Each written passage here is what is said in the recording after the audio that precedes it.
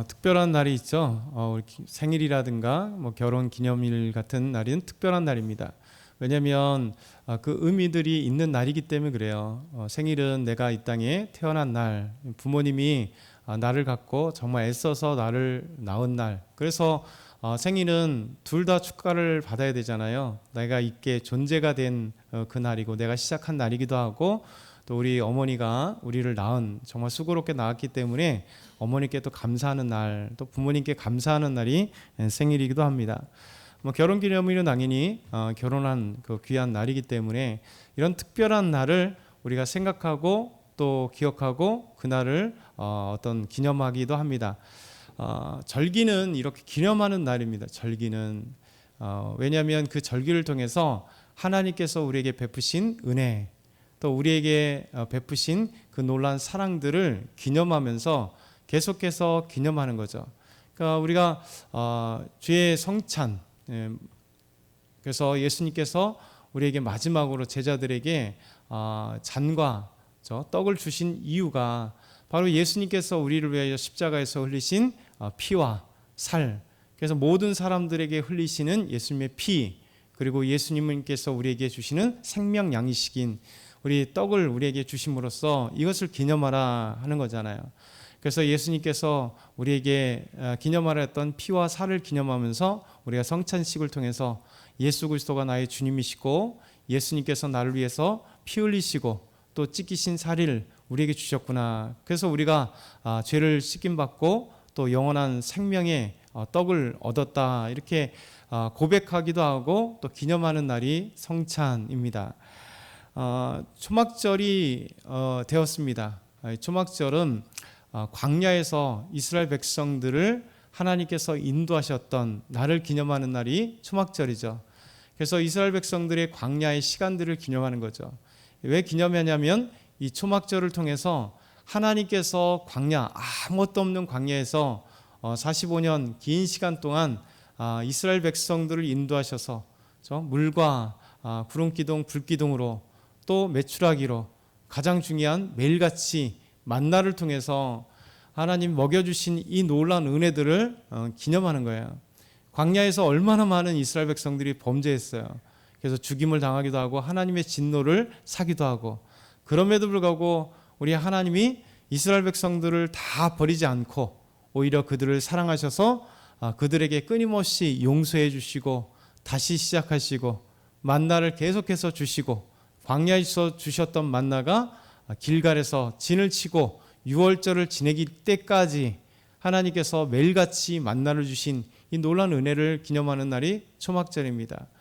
오늘 이 초막절은 우리 삶 가운데 매일같이 우리 예수님께서 말씀하시고 우리에게 기도하라 하신 것처럼 우리 주기도에도 일용할 양식을 주옵시고, 우리가 항상 일용할 양식을 구하는 이유는 우리가 돈이 없어서 일용할 양식을 구하라는 거 아니라 하나님이 오늘도 함께 하셔야, 하나님이 오늘 하루도 우리에게 은혜 주셔야, 하나님이 우리에게 생명을 주셨기 때문에, 그러니까 이 모든 것들을 감사하고 또 간구하는 날이에요.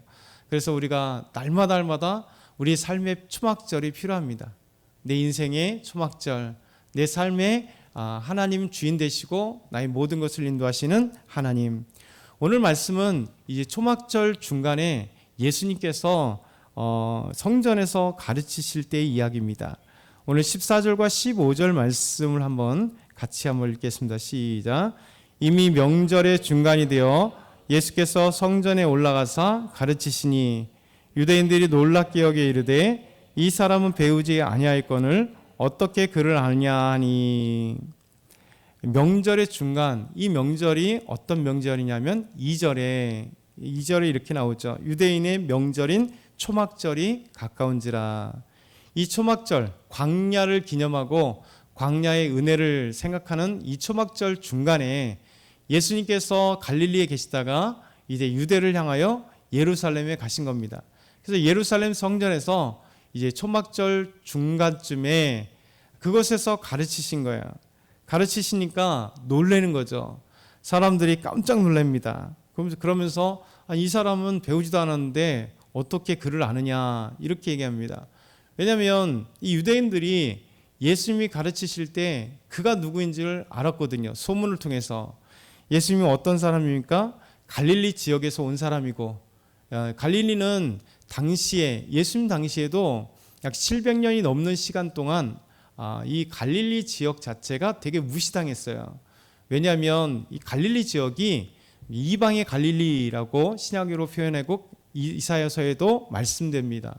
왜 이방의 갈릴리라 이야기하면 이 갈릴리가 이스라엘의 북쪽이기 때문에, 가장 북쪽이기 때문에 항상 아람이라든가, 그렇죠? 아람, 그러니까 시리아죠. 지금의 시리아나, 그리고 나서 더 크게는 아수르에 의해서, 바벨론에 의해서, 또 이 페르시아에 의해서 계속 영향받았던 데가, 가장 직접적으로 영향을 많이 받았던 때, 또 로마 시대에도 가장 영향을 많이 받았던 때가 그 지역이 갈릴리 지역이에요. 그래서 우리가 갈릴리 지역을 잘 생각해 보면요, 예수님께서 탕자 비유를 하시잖아요. 이 둘째 아들이 유산을 다 주십시오 하고 허랑방탕하게 가서 쓰고, 이제 더 이상 쓸 것이 없으니까 돼지 키우는 자들에게 가서 돼지가 먹는 주업열배로 그냥 그것에서 돼지와 함께 뒹굴면서 겨우 이렇게 허기를 면할 수 있으려고 할 때 저 돼지가 있었어요. 그리고 더더군다나 예수님께서 거라사 지역에 갔을 때 거라사 귀신, 더러운 귀신이 아주 무섭게 귀신 들려 고통당하고 있는 그가 나중에 이 귀신들에게 있어서 넌 누구냐 그랬더니 군대입니다. 그래서 돼지에게로 들어가기를 청했을 때 가라, 예수님 명령하셨습니다. 그래서 돼지에게로 들어갔어요. 그 돼지가 막 내달려서 갈릴리 바다에 풍덩 빠져 죽었습니다. 그게 2000이나 됐다. 그러니까 2000의 귀신이 이 사람에게서 빠져나간 거예요. 그러니까 이 돼지가 있어요. 근데 별거 아닌 것 같지만 이게 구약 성경과 본질적으로 달라요. 유대인들은 율법에 의해서 원래 돼지고기는 먹지 않습니다. 부정한 동물로 취급되었기 때문에 먹지 않고 키우지 않았어요. 근데 유대 지역에 키우고 있었단 말이에요. 갈릴리 지역에. 그 이유가 뭐냐면 바로 이방의 지배, 아니면 이방의 문화, 이방의 신들이 이 갈릴리 지역에 많이 영향을 주었기 때문에 이방 사람들의 영향을 받아서 그들은 개의치 않고, 율법에 개의치 않고 돼지를 키웠고 돼지고기를 먹었어요. 더더군다나 로마 사람들은 돼지고기를 먹었거든요. 더더군다나 로마의 이 갈릴리 지역에 주둔하고 있었던 군단의 상징이 뭐냐면 멧돼지였습니다. 멧돼지. 그래서 이 거라사 귀신 들려서 떠나간 그들에게 있어서 사람들이 놀라면서 우리 마을을 떠나가기를 이렇게 막 얘기했어요. 사실은 어서 오세요 그래야 되잖아요. 이야, 저렇게 괴성을 지르고 쇠고랑을 차도 다 끊어버리고, 그리고 누구도 접근하지 못한 저 무서운 귀신 들린 사람을 저분이 떠나가겠단 말이야? 그러면 어서 오세요 해야 되잖아요. 근데 왜 가게 됐냐면 이것을 연구한 학자들이 되게 중요한 얘기를 한 거예요. 이게 왜 그러냐면 그 지역에 주둔하고 있었던 로마 군단의 상징이 뭐냐면, 지금 이스라엘은 로마의 지배를 받고 있잖아요. 그러니까 로마의 지배를 받고 있는데 그 지배자들이 큰 군대가 와 있는데 멧돼지가 그들의 상징입니다. 근데 돼지에게로 귀신이 들어가서 이 돼지가 몰살했어요. 그럼 무슨 얘기입니까? 예수님을 잘못하면 이 로마 사람들이 생각하면 우리와 대적하는 자, 우리의 상징인 이 돼지를 죽게 한 자, 이렇게 되는 거예요. 그래서 이 마을 사람들이 두려움 속에 혹시 로마 사람들에게 우리가 해를 받을까봐 그 귀한 사역을 하셨음에도 불구하고 예수님을 우리 마을에 들어오지 못하도록 가십시오 이렇게 얘기를 한 거예요. 그러니까 이런 것들이 이제 이방의 갈릴리라고 얘기되는 겁니다. 그래서 갈릴리 지역에 있었던 사람이에요. 그러니까 이렇게 갈릴리 지역은 낙후된 지역, 실제는 잘 사는 지역입니다. 왜냐하면 디베루라고 하는 성경의 지역에는 티베리아스 북쪽의 행정도시가 있고요. 그 다음에 가이사랴 빌립보는 상당히 좋은 도시가 있고, 그러니까 정말 당시에 헤롯 가문들이 다스리고 있는 이 지역의 큰 갈릴리 주변에 아주 큰 도시들이 있고 화려한 도시가 있었습니다. 예루살렘보다 더 화려하고 아름답고 더 중요한 도시들이 자리 잡고 있었음에도 불구하고 유대인들의 입장에서는 그 도시가 중요한 게 아니라 그 썩어 빠지고 합치되고 성경과 다른 율법과 다른 행동을 하는 그 지역의 사람들, 그래서 갈릴리의 이방인 사람들이 무시한 거예요. 더군다나 예수님께서 그의 고향이라고, 그들은 베들레헴이 고향이라 생각 안 했잖아요. 예수님께서 나사렛에서 낳고 자랐겠다 생각해서 나사렛 사람이에요. 그러니까 나사렛은 우리나라 강원도 산골짜기라 생각하시면 돼요. 지금도 가면 이제 그 도시 크지만 당시에는 몇 가구 없었던 그런 산골 마을이에요, 나사렛이. 그래서 산골 마을에 있었던 사람, 율법도 제대로 공부하지 못한 사람, 저 시골 사람, 이방의 갈릴리 지역에 있었던 나사렛 산골 마을에 있는 사람이 무슨 공부를 했느냐, 이렇게 이제 오해를 한 거죠. 그래서 글을 안다는 것 자체가 깜짝 놀란 거예요. 왜냐하면 사실은 유대인들이 그때 당시 글을 아는 게 쉽지 않습니다. 더더군다나 예수님께서 지금 성전에서 가르치신다는 것은 아마도 그들에게 있어서 히브리어로 가르칠 가능성이 큽니다. 신기하게 유대인들이 당연히 히브리어 배우는 거 아니에요? 아니에요. 당시에는 유대인이라도 히브리어를 거의 몰랐습니다. 그러니까 당시에 이제 로마가 지배하고 있었고, 그 전에 알렉산더가 이미 332년에 이제 들어오고 헬라 문화가 쭉 있었기 때문에 유대 사람들은 대부분 다 헬라어, 곧 그리스어를 사용하고 있었습니다. 그래서 예수님의 제자들도 다 그리스어로 사용했고, 그래서 신약 성경은 그리스어로 기록된 거예요. 헬라어로 기록된 거예요. 마태마고 마가 누가 요한복음 다 예수님의 제자들, 그리고 사도 바울도 로마서도 히브리어로 기록되지 않고 다 헬라어로 기록되어 있습니다. 그러니까 유대인들은 당연히 헬라어로 기록된 거예요. 그러니까 헬라어로 가르치지 않냐고 히브리어로 가르치니까 놀란 거예요. 히브리어는 서기관들이라든가 그 당시에 최고 지식인들, 랍비라든가 지식인들만이 배울 수 있는 그런 언어인데 어떻게 내가 글을 아느냐, 깜짝 놀라는 거죠. 이것이 바로 예수님께서 예루살렘에서 가르치실 때 유대인들이 깜짝 놀랐던 이유입니다. 두 번째, 오늘 말씀 보면 두 번째, 예수님의 가르침은 하나님의 교훈이며 또 하나님의 뜻을 따라 말씀하셨습니다. 우리 16절 18절 마지막으로 한번 볼게요. 16절부터 18절 시작. 예수께서 대답하여 이르시되 내 교훈은 내 것이 아니요 나를 보내신 이의 것이니라. 사람이 하나님의 뜻을 행하려 하면 이 교훈이 하나님께로부터 왔는지 내가 스스로 말함인지 알리라.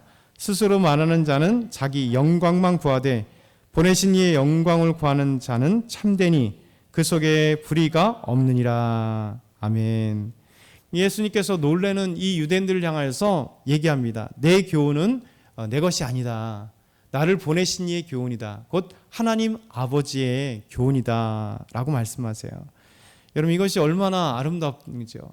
사람은 이렇게 영광을 받기 시작하면, 조명을 받기 시작하면 사실 자기가 이렇게 나타나기가 편하잖아요. 그래서 내가 이렇게 많은 학문을 어디서 왔는지 자기 얘기를 하고 싶어하는 게 사람들의 모습일 텐데, 예수님이 철저하게 하나님 중심입니다. 항상 나를 보내신 이가 누구인지 사람들에게 하나님에 대해서 얘기합니다. 나는 스스로 내 말을 하지 않는다. 내 교훈은 아버지의 것이다. 나를 보내신 하나님의 것이다. 그러면서 스스로 말하는 자는 자기 영광만 구한다. 그렇잖아요. 항상 자기 영광을 구하죠. 그러니까 이 모든 사람들은 하나님의 영광이 아니라 자기 영광만을 구하는, 그런데 예수님은 하나님의 뜻에 이 땅에 왔고 하나님께 순종하는 정말 아름다운 귀한 예수님이시기 때문에 예수님의 모든 삶은 우리 고린도 전서 10장 31절에 나오는 것처럼 사도 바울이 그런즉 너희가 먹든지 마시든지 무엇을 하든지 주님의 영광을 위해 하라. 이게 우리 그리스도인의 목표잖아요. 예수님을 닮아가는 사람들의 목표입니다. 그러니까 우리의 영광이 아니라 먹든지 마시든지 주님의 영광을 위해서, 내가 사업을 해도, 내가 직장에 다녀도, 내가 우리 가정에도, 또 내가 살아가는 모든 것들이 바로 주님의 영광을 위하는, 예수님께서 이런 삶의 목적을 가지셨어요.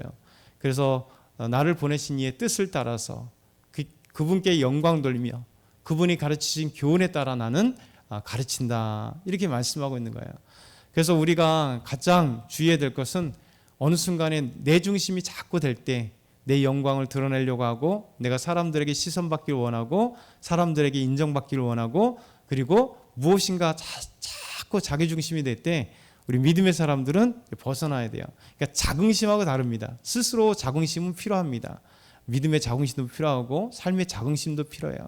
근데 어느 순간에 영광을 가로챌 때가 있어요. 그래서 우리가 주님께 영광을 항상 돌리면서 주님의 말씀을 따라가는 우리 예수님처럼 우리 인생의 초막절을 기념하면서 또 하나님 앞에 오늘도 감사하는 저와 여러분 다 되게 소망합니다.